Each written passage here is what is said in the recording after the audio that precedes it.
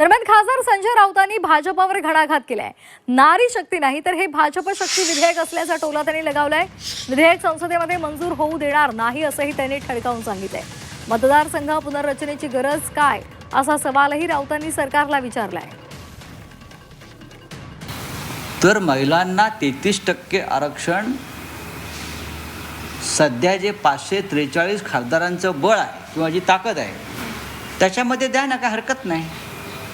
त्यासाठी 800 पेक्षा जास्त खासदार तुमच्या मनाप्रमाणे मतदारसंघ तोडून निर्माण करून तुम्हाला हे बिल लादायचं आहे.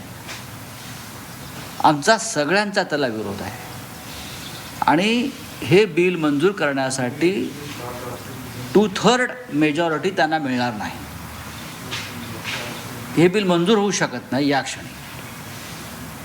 हे महिला नारी शक्ती बिल नसून हे फक्त भाजपा शक्ती बिल आहे आणि हे भाजपा शक्ती बिल आम्ही संसदेमध्ये मंजूर होऊ देणार नाही.